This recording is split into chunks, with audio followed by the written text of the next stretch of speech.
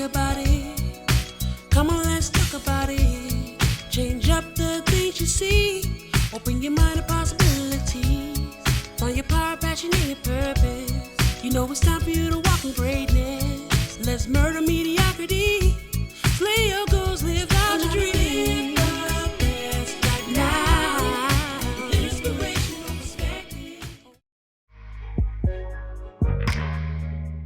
Four reasons most people live and die without impact. I think that's what I call the show, right?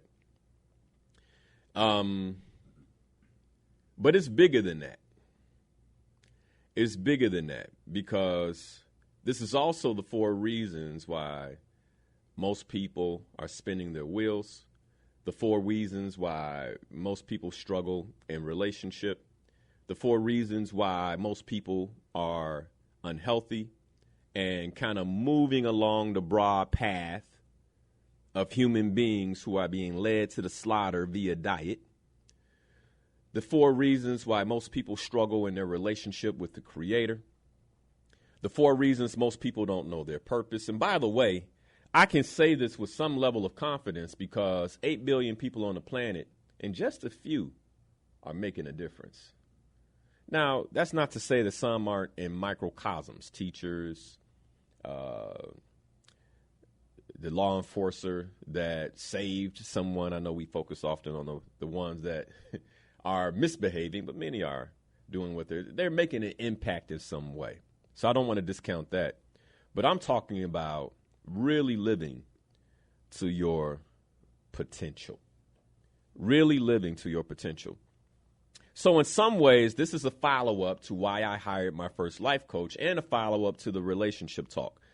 Because these four awarenesses are part of what causes many of us to be stagnant in life. So let me walk through these four awarenesses real quick, and then I'm going to start to break each one down. So we can get into this conversation. So the first awareness is awareness of your mental and emotional filters.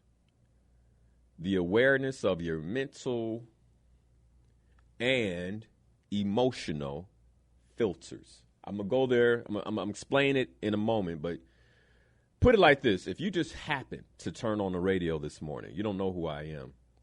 It wasn't a mistake. You want to listen to this. You really want to listen to this. And like I said, I would say this is really part two of why I hired a life coach. These are the awarenesses that coaching brought into my life, that since coaching's come into my life, I've developed and supported other people with, that have absolutely 100% changed my life. I'm afraid that while I experienced some level of what is called success in the world, I still hadn't positioned myself to powerfully live my purpose and make an impact. Okay, so that's the first one. The first one is knowledge of your mental and emotional filters, awareness of your mental and emotional filters. That's number one. Now, Justin, we were just having a conversation, and I said the very first awareness that I share is going to cover what we were talking about. I'm going to come back to it in a second. It's going to click. You're going to have a light bulb moment, okay? Number two, knowing, this is huge right here. Number two is huge. I just want you to think about this. Knowing your personal powers, in essence. Like when I say that, do you know your personal power? Like, can you name your personal powers? And then some people are like, essence, what's essence? That's a problem. Like, not to be facetious, but it's knowledge of yourself that you don't have. Okay? That's number two, knowing your personal powers and your essence.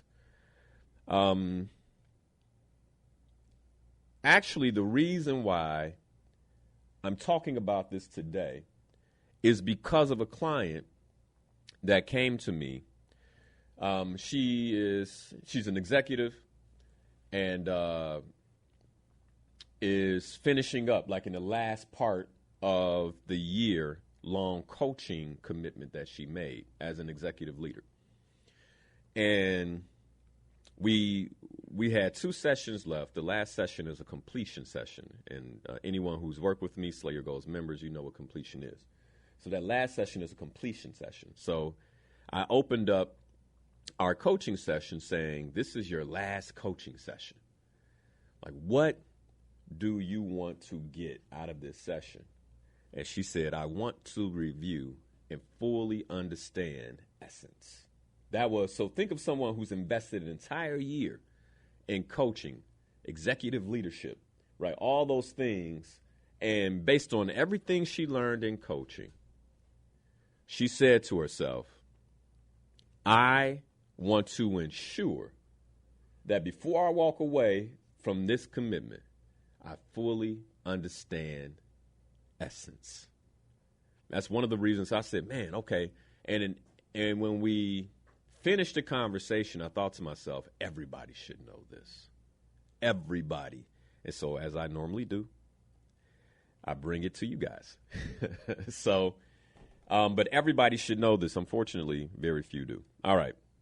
So I'll be talking about that conversation and elements I shared with her. But that's number 2. Knowing your personal powers and essence. And just think about that. Like, what are my personal powers? Can you actually name your personal powers? And just imagine living your entire life without knowing. Like, there is a whole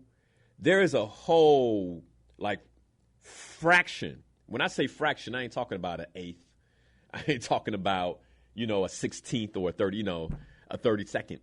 I'm like, like a little small piece. I'm talking about like a quarter to a third of what you could have experienced in life is not experienced simply because you didn't know your powers. It's that much. It's that big of a deal. Okay. And here's the thing I'll say about number 2 in terms of knowing your personal powers and essence. One of the biggest mistakes that I see former clients of mine make, and I've called this out many times to them, one of the biggest mistakes I've seen them make is to go through the coaching process, gain knowledge of their personal powers and essence, and then forget. Like, completely forget they have this knowledge and go back into the world on autopilot, operating without using this awareness. This is why I call it an awareness, because you can have knowledge of it and still not be aware of it. Okay? Now, number 3 is, and you guys heard me talk a lot about this, a clear, definitive life direction and purpose. A clear, definitive life direction and purpose. One of the reasons many people live and die without an impact is because they don't have this awareness. They don't know where they're going. And I'm not talking about my next promotion. Like, they're like, oh, I know where I'm going. I'm going, I got to get that. No, I'm not talking about that. I'm talking about your spiritual journey, direction, and purpose. Your spiritual journey, direction, and purpose. And then number 4, I think, is very obvious. I'll often, well, let me just say it. Number 4 is an intimate relationship with the Creator.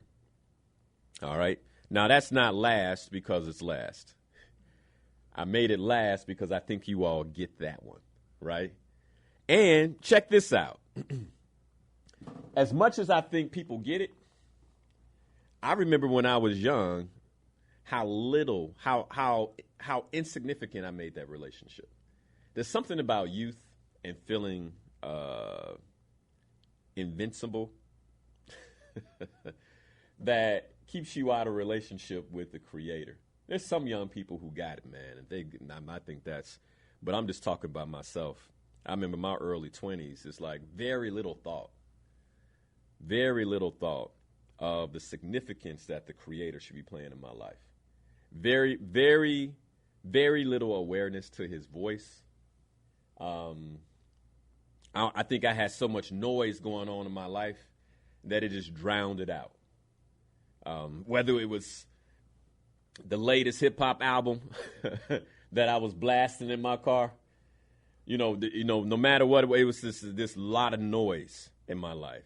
And for many of us, we have to be very careful of how much noise that we have in our lives, because it could be disrupting your ability to be in intimate relationship with the Creator, the one relationship that matters more than anything.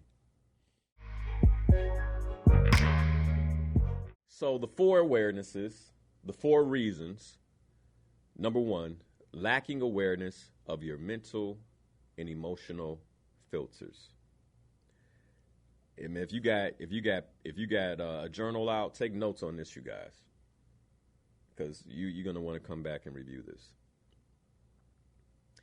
For those of you on Facebook, share the stream and say this right here is gonna make a difference, because it will. All right.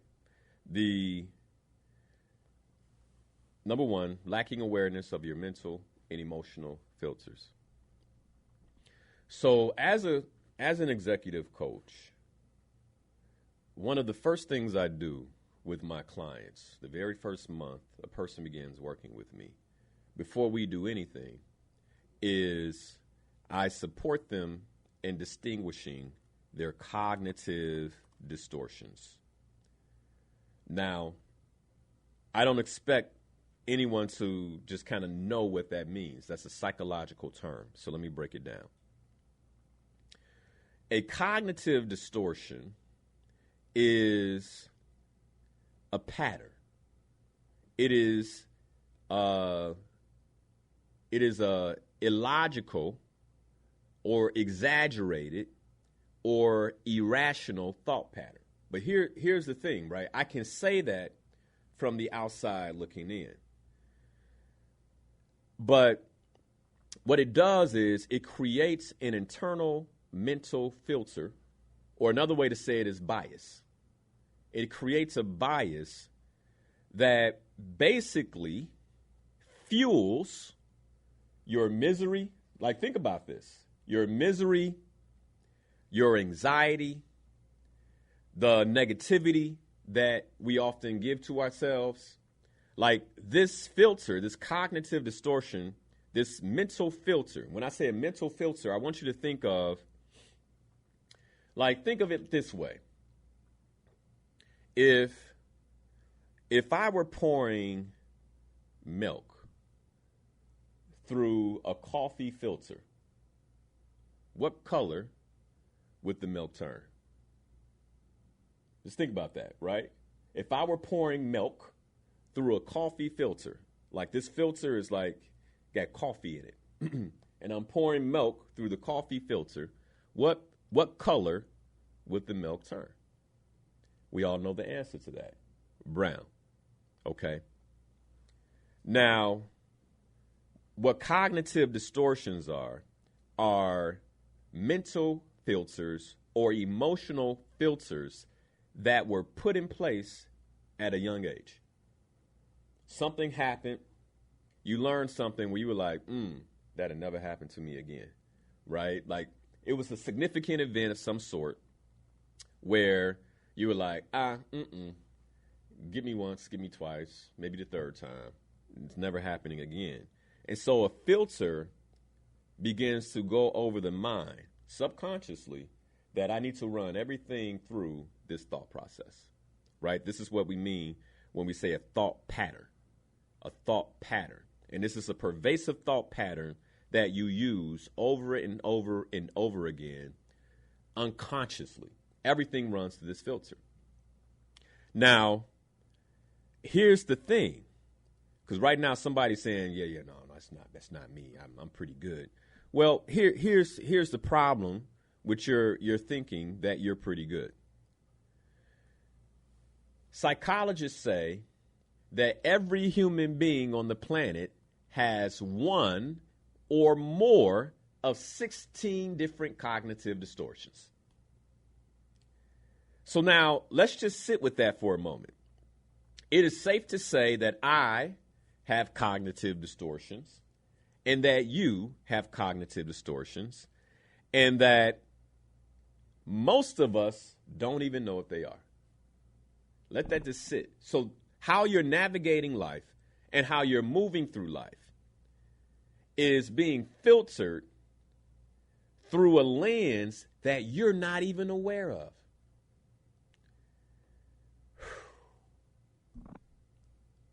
Now, I got two brothers. I just want to know how that sits with you all.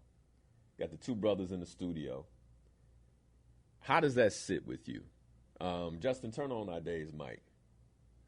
How does that sit with you knowing that you have a mental filter that you developed at a young age? Like I think about my son. He's 5 years old.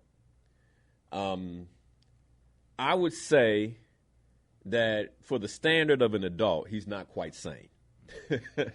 Right? He gets caught up in things that an adult shouldn't get caught up in. He gets emotional about things an adult shouldn't get emotional about. But at the same time, if something significant happens right now, he could mentally and emotionally add a filter to his thinking that he carries for the rest of his life, which means that without even knowing it, he is pulling things through a filter he created at 5 years old, a time in his life where his neocortex was not fully developed, a time in his life where everything ran through his amygdala. Most things run through his amygdala. He gets emotional fast, right? So a time in his life where all these things are happening, and now he's an adult. And this filter dominates his thinking, and he doesn't know it. How does that sit with you? Like, how does that sit with you, Justin? I mean, it don't sit well. I feel like I've been lied to. Say it again, because I had this down. What? Said I feel like I've been lied to. Oh. But nobody lied to you. You just don't know about this. Oh, and here's the other thing. Like, psychologists know, right? A lot of people who are building the curriculum for our children. But even think about this, right? Most of us take psychology in college. Why they don't break this down? Ade, how you feeling? Definitely not in control, I guess. Also, you like, man, I'm not in control of myself. Yeah, Something else is in control here. Yeah. Something I didn't know about, Something I didn't know about is actually running the mental and emotional show of my life.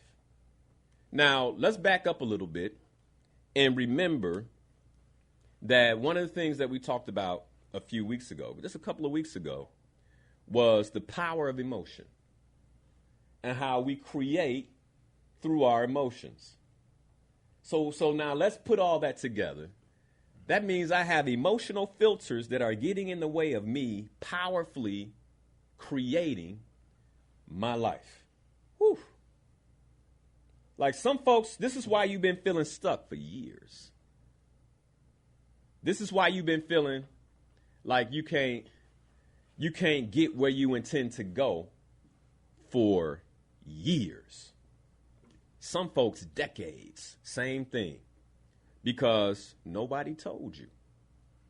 This is why when my client was like, Linnell, I want to fully understand essence, I was like, oh, I got to talk about that and more. Because I realized that 10 years on the radio, even me, I hadn't really broke it down. And when we talk about transformation and change, this is one of the things that completely transformed and changed my life is the knowledge of my cognitive distortions. All right, so now check this out. Now, psychologists say we have one or more of 16 different cognitive distortions.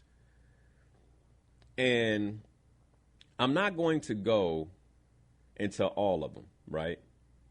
And you'll see on some websites, they're like, here are the 10 cognitive distortions. You'll see in others, like, here are the 15. But if you do really good research, you'll see that there are 16, okay? Now,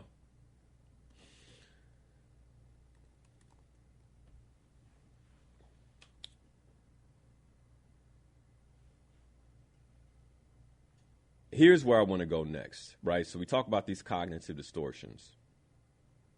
I guess the best way for me to play this out is to give you an example of mine, so you really understand how these things, these mental filters work, okay? Because this is why I say it's so important. Now, when I first got into coaching, my coach helped me distinguish my cognitive distortions, one of which is enough, not enough. I had another one of catastrophizing. And let me explain to you what these are, right? Catastrophizing is basically when something goes good, you can think of all of the things that can go bad, right? How many of us have that one? Like, and by the way, you weren't born with that, right? Like something happened, and then you said, oh man, whenever something good happens, something bad happens, right? Now think about how powerful words are. Some of us actually live in that creation cycle because we've actually not only created the cycle, but our thinking even carries the filter. I just want you to really understand how powerful what I'm teaching you is right now. I hope y'all get it. I hope you get it, right? Now, mine was enough, not enough, right? And by the way, almost every African American I coach has a very similar mental filter context. This is one of the reasons why many of you all who are in corporate America and, high position have imposter syndrome. Imposter syndrome is nothing more than a symptom of enough, not enough mental filter. Okay? Now, so you have all these different, and let me run down some of these different cognitive distortions. Some people have a mind reading cognitive distortion. Here's how it works.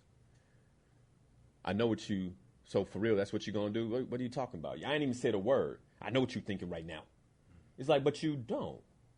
But you can't, but you ever wonder why you can't convince them that they don't know?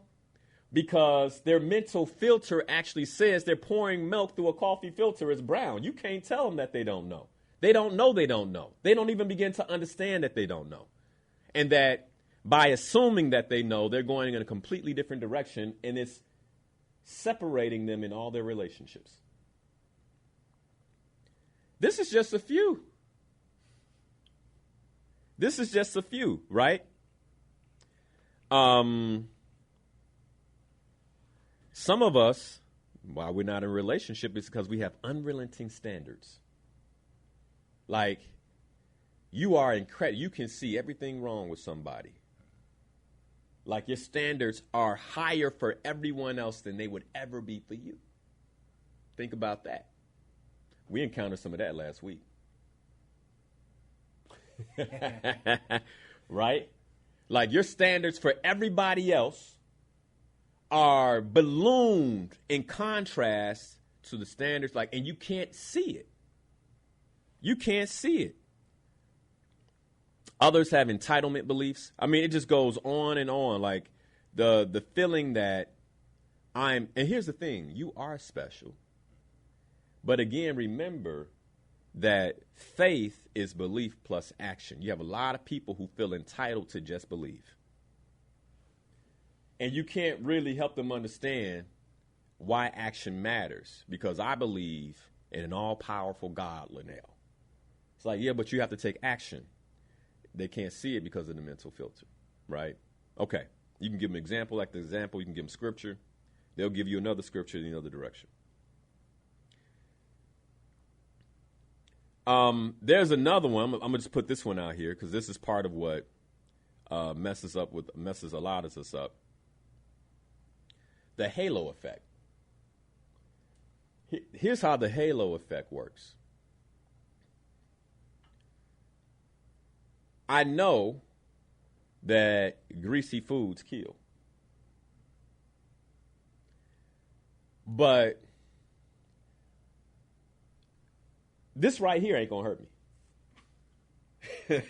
You actually put a halo over that fried chicken. That's part of the halo effect. Like, it's a cognitive, it's a mental filter that's messing you up. Right? It's this, and it comes with minimizing. Like minimizing the impact of something. But this right here, I know that sugar is not good for the body. But, this donut right here won't do that to me. It's kind of like, how does, just because you think it doesn't reverse the science. But this is how mental filters work. Okay. Now, I can't go into this idea of cognitive distortions and how they work without talking about the source. So let's talk about the source real quick. The source of your mental context, which creates the mental filter, the emotional filter. And I haven't even talked about emotional filters, you all. Because there's some people, you ever met a person that you don't have to do much to offend them? Like, they stay offended. They got a problem with everybody. Whoever they don't have a problem with right now, they will soon. Right? Don't nobody meet the standard. And part of the reason for that is because at some point in their lives, something happened. And they put up an emotional filter to look out for anything that looks like disrespect, anything that looks like you, and they get fired up if they perceive it. Like, well, wait a second. How did I disrespect you? Because of this, and you should know. Like, you should know. Man, well, first, I apologize that it had that impact on you. And I didn't know. Right? Because, mind you, there's always two stories if there's two people. But their ability to hear your story, I can't even hear it, man. I can't even hear it. Because you put Proverbs 23:7, and can you do me a favor and copy and paste it in, the actual scripture itself, so I have full context? Because my mind is racing right now. So, anyway, this is what mental and emotional filters will do to you. And by the way, this is your mental and emotional filter are typically the major cause for any disconnection in relationship. Just think about that. So right now, if you struggle in relationship anywhere, romantic, social, because some of us, like, we got the romantic piece down. That's my person. But then, like, ain't nobody else fit. Like, you don't have no social nothing. Like, you might want to consider there might be something going on, right? Because, again, remember, everybody has it. Oh, by the way, let me read the cognitive distortion for the person who believes they are always the one. I'm the one person that don't got that thing, right? That's a cognitive distortion. Which is why right now you're shaking your head saying, but you don't know me. It's a cognitive distortion, okay? The source of this filter is fear. Now, this is the important part. The majority of us are living most of our breathing moments in fear. Our thoughts are sourced by fear. Our actions are sourced by fear. Our emotions, like, remember, this is how you create. Emotions are energy in motion. I taught on that a couple of weeks ago. If you missed it, go check the show out. That's the show that got all messed up, by the way, on Facebook, ain't it? So you got to wait for the YouTube. You do that one yet? You did? Okay, it's coming out on YouTube in a few weeks. That's crazy how that's the show that's not right, right? But when it comes out on YouTube, make sure you watch it, because what I'm talking about is how our essence, our spiritual substance, combined with word, vibration, frequency, I was talking about all those things, helps us create in the world, right? But emotion is a huge component. And if I don't have any emotional control, if my emotions are sourced by fear, what am I creating in the earth realm? Whew. I'm afraid, man. I'm afraid that, sometimes I'm teaching things that people don't get.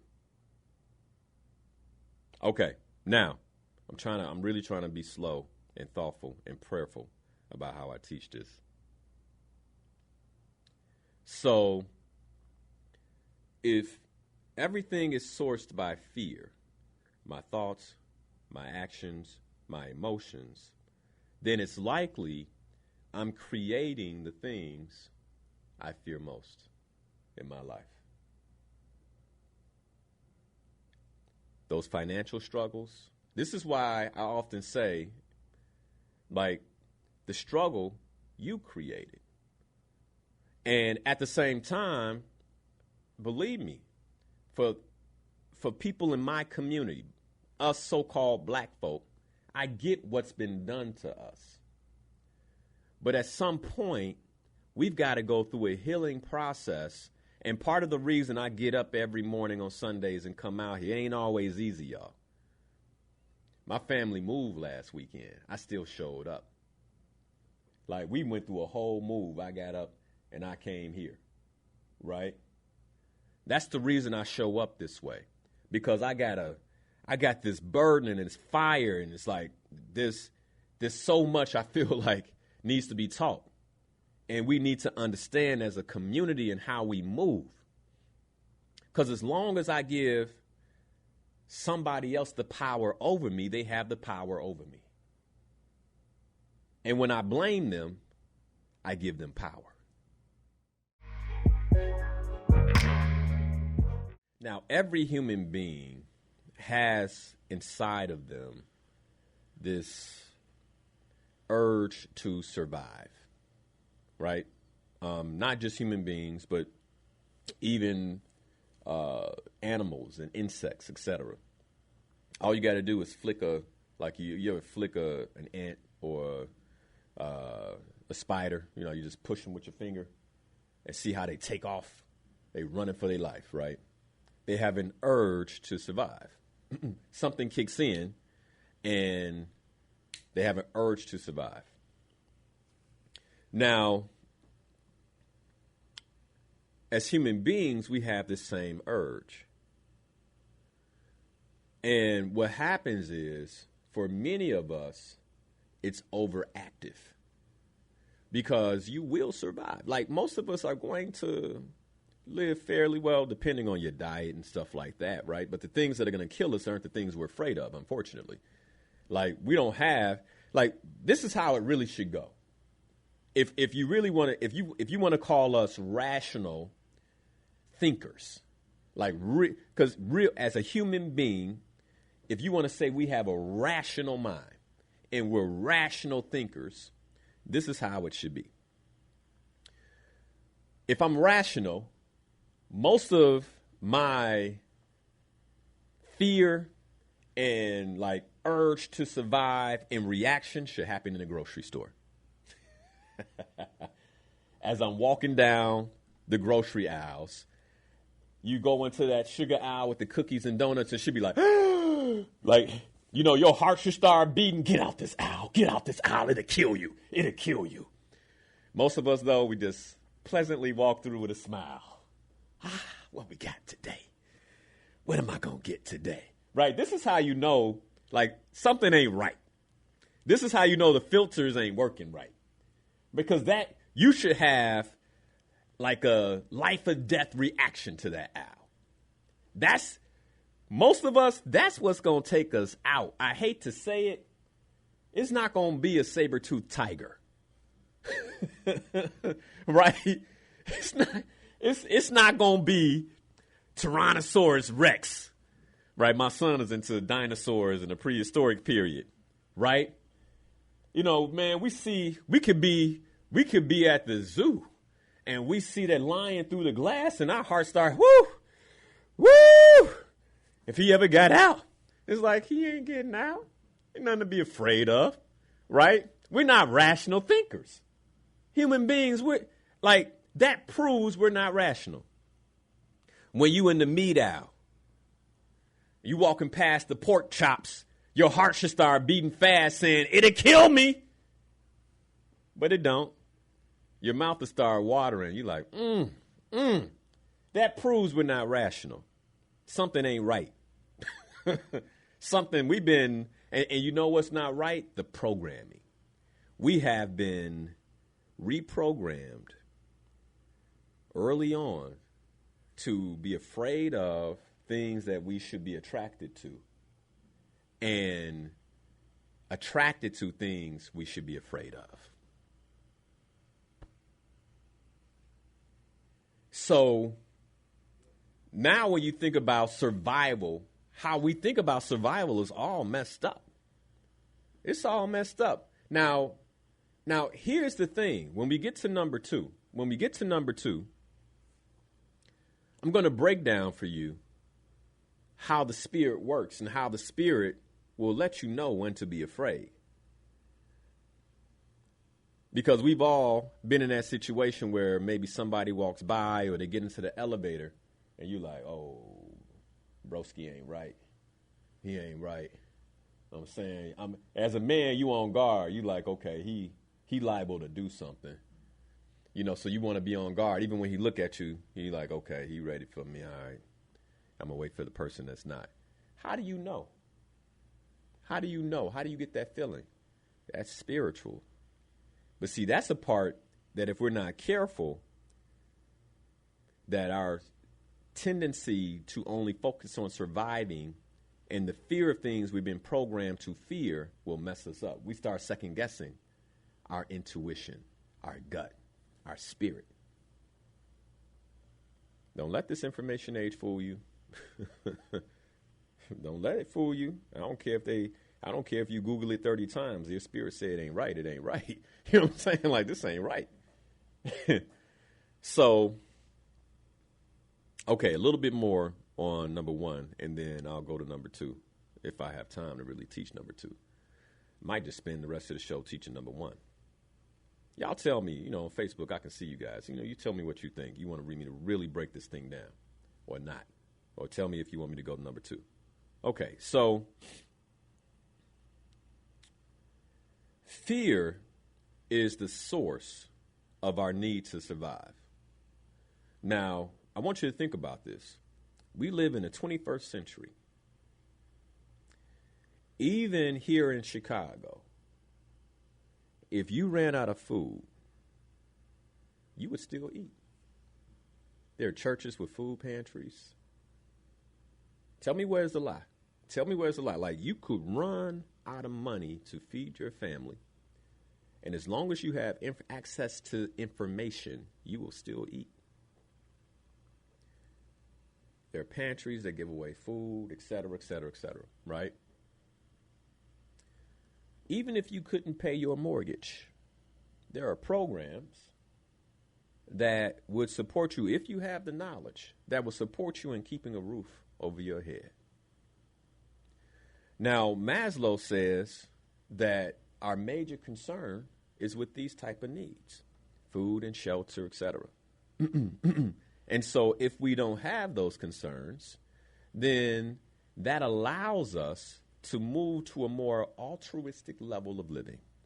What is an altruistic level of living? Like, now I'm not concerned with how I'm going to eat and how I'm going to sleep, which means I can be more concerned with my mental, spiritual, emotional growth. But we're not. Why? Here's why. Because the programming says be on guard everywhere you go. The programming says that even in the workplace, you should have visceral reactions, like heart beating as if you're in the jungle. And let me tell you, I've been in the jungle. And I understand both sides of this. I've been in a place, you all, where I was more afraid in the boardroom than I was in the jungle. Something ain't right about that. Why am I more afraid of what these folks think? I really want you all to hear me out. Why am I more afraid of what these folks think than the natural harm that could come to me in a jungle? It's the programming. You've been taught that that they matter. What they think of you matters. And so as a result, we sit in that. It's the programming. Now, here's where I'm going. The way the survival mechanism works is that it's first sourced in fear. It's always looking for what to be afraid of. So then if how I've been programmed is to be afraid of authority, then that's where my fear will show up. That's now think of this. Fear creates a hormonal reaction in the body that produces cortisol. By the way, this is one of the reasons why some of us are overweight. It's not even, you like, well, Linnell, I eat right. It's because you have a hyper reaction to fear. You're always in a fear state, which means that your body is producing a hormone that is saying something's going wrong. Now, why would cortisol be produced? To store fat. Because the body, the way the body is designed, if I was running from a lion, it would think, hey, I might be running from my storage place where all the food is, right? My storage place where all the food is, my village, I might be running from them, which means I need to put away something for you in the future. So cortisol hits the body, starts to store fat. Now, many of us are sitting in corporate America having this reaction. You ain't running nowhere. And by the way, the only reason you're afraid is because you've been programmed to be afraid.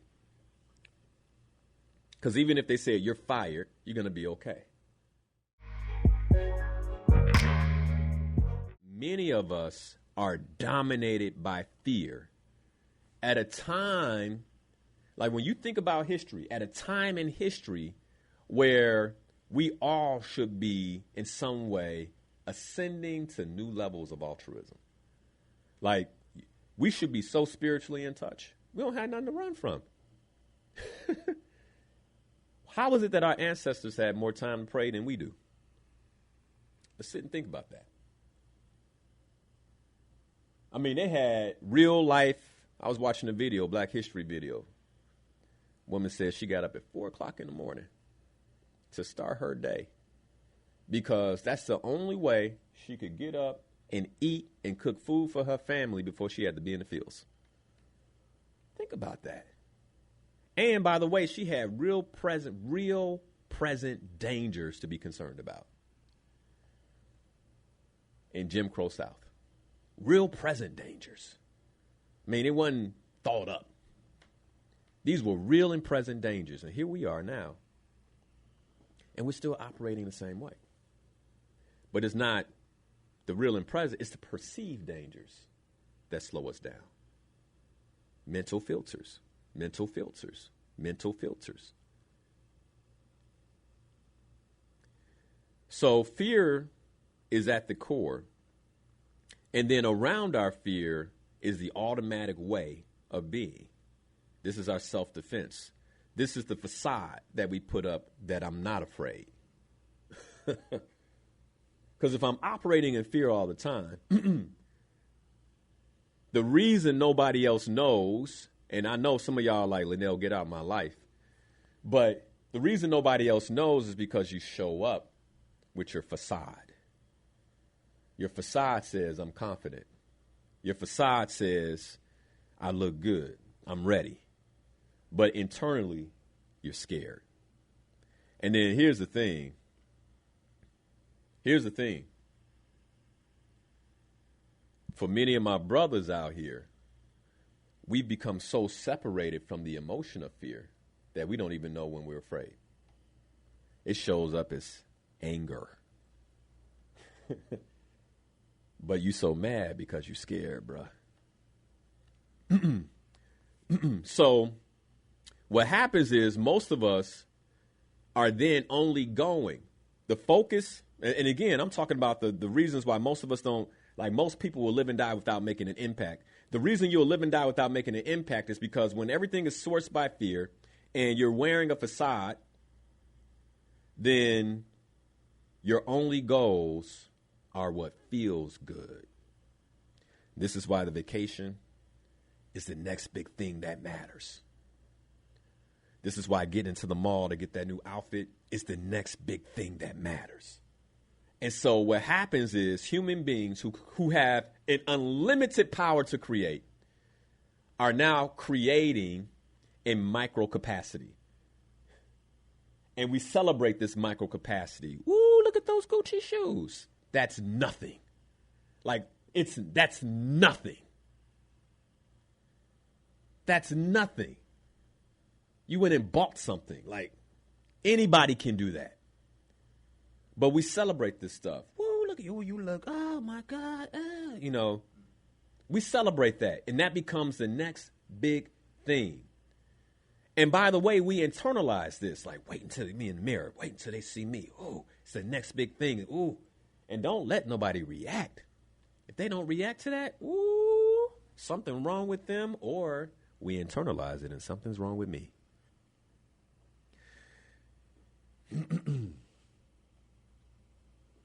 Here's what happens. Now, that is my world. That's what I'm comfortable with. So then Linnell Harris gets on the radio and says, that's nothing. It's time to step into a new place, but that's uncomfortable. It's easier to cut me off than to be uncomfortable. But here's the thing. We all know that discomfort is the only way to grow.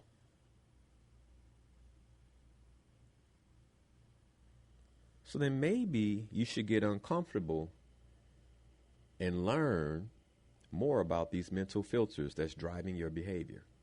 Because that's going to make you uncomfortable, I promise you. I remember. So let me share that real quick. I'm going to take some phone calls. I was working with my coach.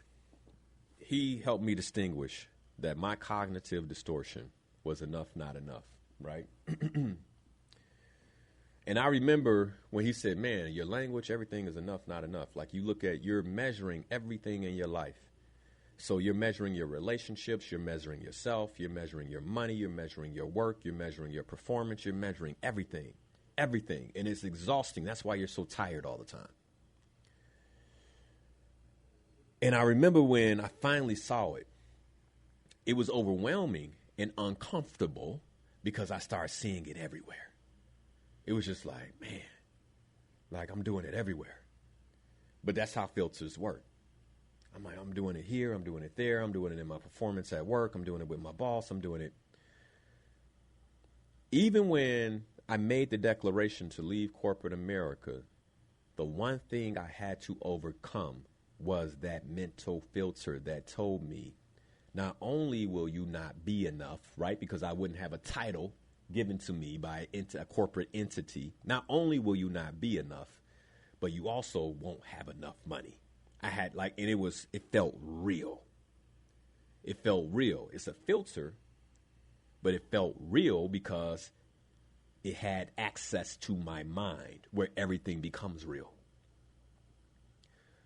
The only way I was able to operate outside of that is with knowledge of number two.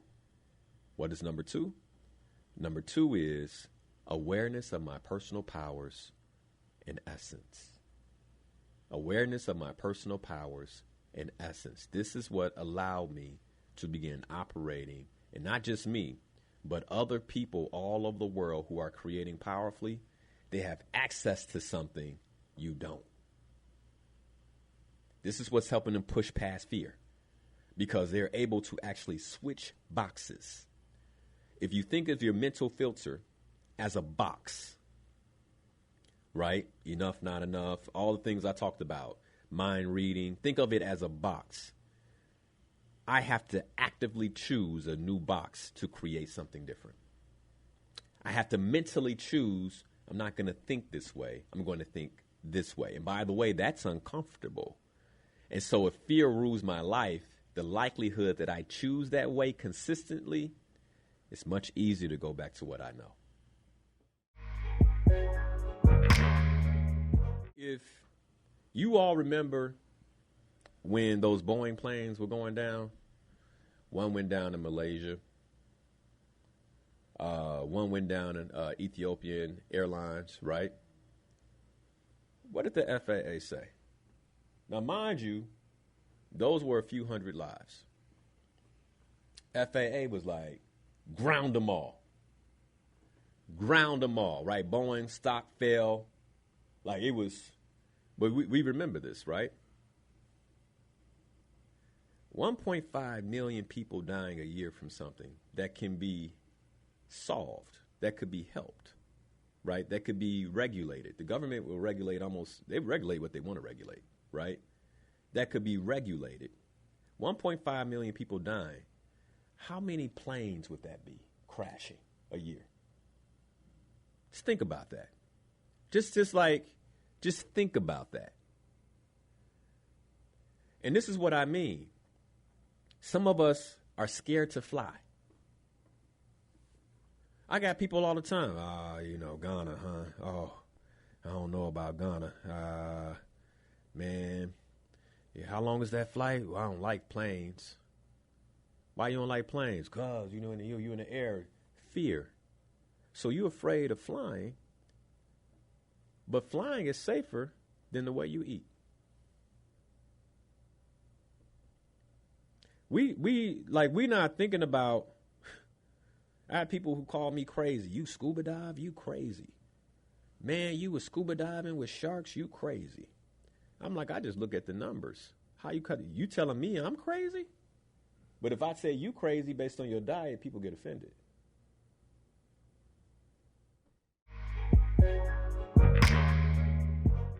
Life is a big deal. I don't think that we fully grasp the gift until we start to get a bit more mature in the journey. And because life is inherently, I believe we all know, like there's something inside of us that it resonates that life is a big deal. And so, because we get that, there's a fear of making a mistake with the one life I have. And so someone says that I'm an authority on life. And don't let them use the good book to back up what they're saying. A lot of people will follow. And I get that. I get that. That's why the scriptures say beware of false prophets. Because it's the easiest way to get followers is to say, I know something about life. I can help you in your life. It's the easiest way, right? Maybe it used to be the easiest way. Now, if you say, I got something funny to say, you'll have more followers, right? Or I got big muscles or a body I'm exposed, you'll have more followers. That's kind of how it goes now, which tells you where the world is. I mean, mentally where we are. We're so caught up in the physical realm that we're not even thinking about the spiritual life realm anymore. But for those of us who are, what happens is that fear, that I was talking about, that's at the source of our survival can be played on with religion in particular, because we are spiritual beings. And I think this is where you have to be the most curious and ask the most questions. And whenever a spiritual leader is unwilling to answer your question, that's a red flag. It's a red flag. It's a red flag. Because I believe that in matters of spirituality is where we should be the most curious. We should have the most questions. I'm just going to put it out here. I want us to think about the missing that it is if you don't know your personal power in essence. And if you do, if you're not operating in it. That's where I'll start. So we covered this whole idea of the mental filters that many of us are operating with no, like, just think about that. I have no knowledge of these mental filters, mental and emotional filters. By the way, if you're a Slay Your Goals member, one of the reasons you should be pushing yourself to get in the coaching corner is because you will not coach with me multiple times and me not actually say, wait, hold on, you see this? I'm going to point out your cognitive distortions. That level of awareness is everything. Everything, okay? Now, personal power. Personal power. Tony Robbins is the one that coined personal power back in the late 80s, right? He coined this whole thing, and by the way, it was like the new late, you know how it was, like, oh, Tony Robbins. He had the infomercials on at night, and he'd be like, are you operating in your personal power? And people who, and oh, what's that? And he started to talk about, all of us have this something. And if we go there, wonderful things happen in our lives, right? And this man's a billionaire now. Now, he wasn't lying. He was not lying. The reason why people have always been attracted to that message is because there's truth in it. There's truth in it. The problem is many of us don't really understand that truth. Like, we can be attracted to it, you can listen to it, but do you really know your personal power? Like, to the point where you can name it. Here's the thing, and I'm just setting the stage for next week's show. You have so much power right now, in this moment, vibrating within your being. Case in point, I used to know this, but they have a measurement for the amount of kilowatts the spirit gives off, right? They've measured this. Right, and so here's what I'm saying, right? I'm actually going to Google it. How many kilowatts does the spirit give off? Because they might actually tell me.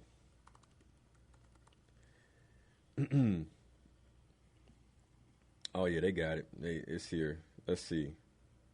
So anyway, I got to go through this. I'm not going through this right now. Anyway, so next week I'll have the numbers for you because I have it in my notes somewhere.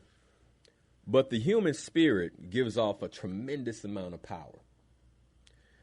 Now, for you to live, that means that the spirit is in a consistent vibration and it's a meeting of frequency. Like, just follow me. So we talked about this last week, right? About vibration frequencies and things like this, and the masculine and the feminine. So now we're just talking as human beings, okay? So your spirit has a vibration and a frequency that puts the power behind your eyes. You ever looked at somebody's eyes and you say, man, something about them? Or men, you know how it is. You've seen a woman, you look her in her eyes and you go, whoo, it do something to you. Like, whoo, I met my wife, right? Like, whoo, like, that's a spirit I want to get to know, Same thing for women, right? I can't speak to your experience, but I'm sure it's something similar. That's because you're attracted to the frequency and vibration of the power that is emanating from the spirit. That is emanating from the spirit.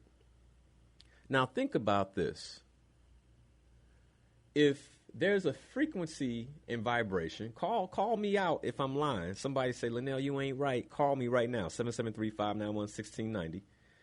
Right? But the spirit, as long as it's within the body, can power the body. Get this. It even heats the body up.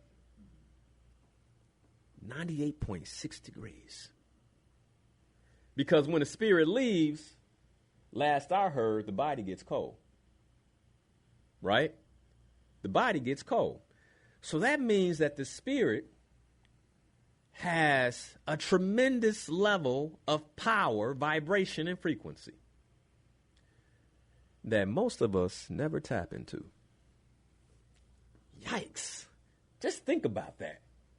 Like, I am a walking powerhouse that never uses power. Like, what sense What sense would it make to have a nuclear energy plant that wasn't connected to anything? What sense would that make? But what sense would it make to build a dam and then not connect it to anything? Nothing. Like, it's just generating electricity and it's like nothing, right? What sense would it make to lay out solar panels and then walk away? It don't make no sense, right? So why would the Creator create you and give you a spirit and not want to connect you to a particular destiny, a particular purpose, and a particular creation? Like there's something you're supposed to be doing. And most of us are walking, not most of us, all of us are walking powerhouses that never truly connect. That has filled me with overwhelming sadness.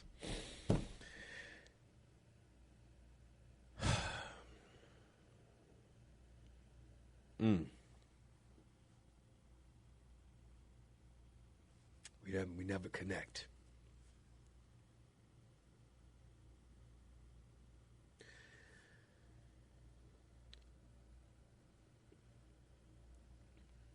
We don't connect.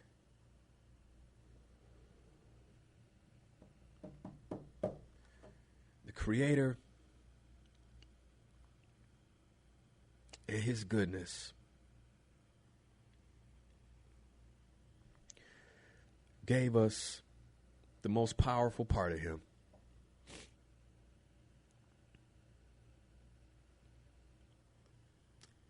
And we don't even know it. We don't even know it.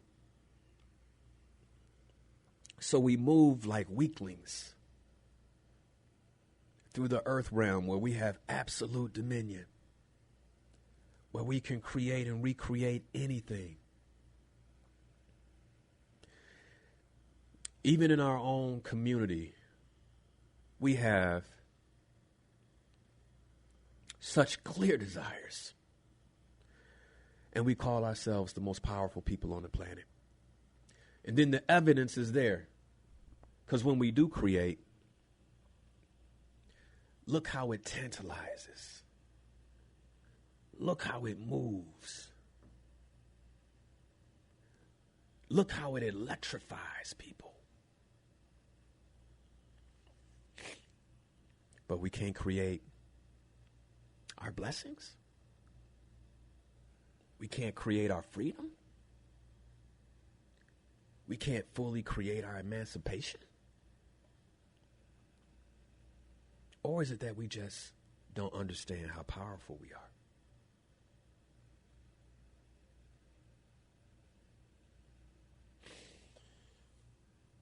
Next week,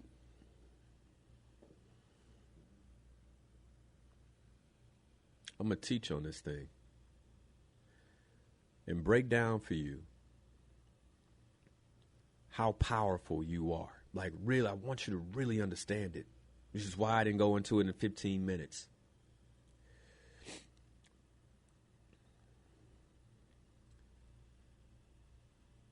We have so much creative capacity.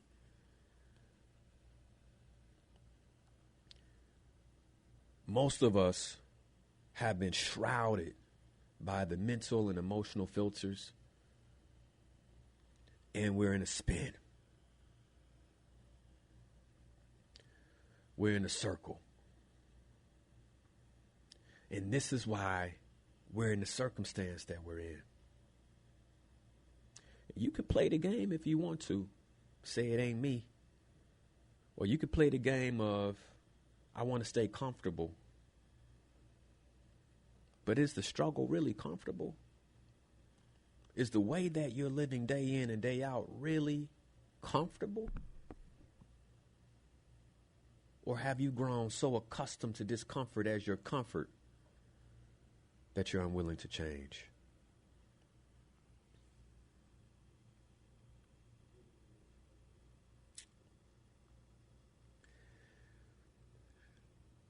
The reason I'm emotional, because there's nothing like knowing that anyone that can hear the sound of my voice has a limitless creation capacity right within them that they can't even touch. And all it takes is just a knowledge and practice and intention.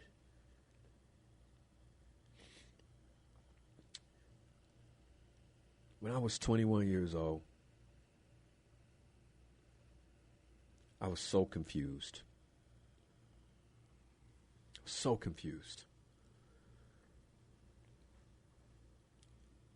My one prayer was just, what am I supposed to do with my life?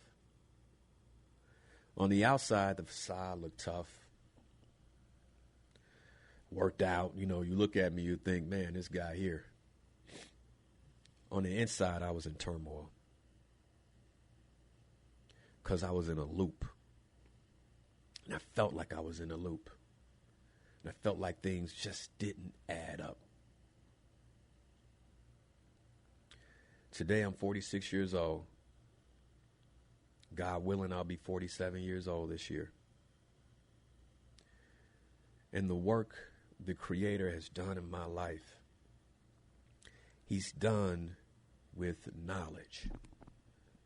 He's gifted me with mentors and teachers and coaches and therapists and people who were living some portion of their purpose that poured into me that has helped me see so much more than I saw 25 years ago.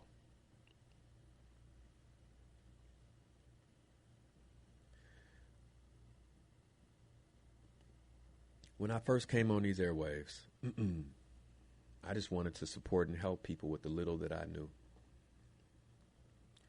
The last 10 years,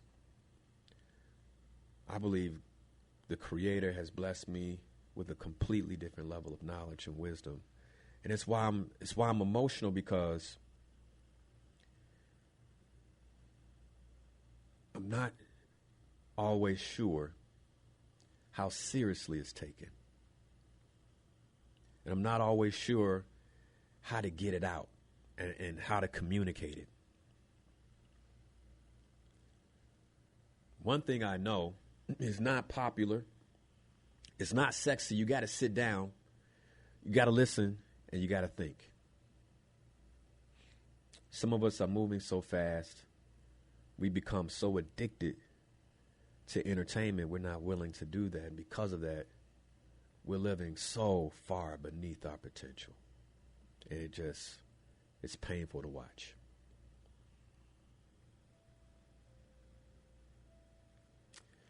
My prayer this morning is that throughout this series, the Creator gives me the wisdom and the knowledge to properly teach it, that He opens up the hearts of those who are listening, and that He attracts others who aren't listening, because I know this series will change lives.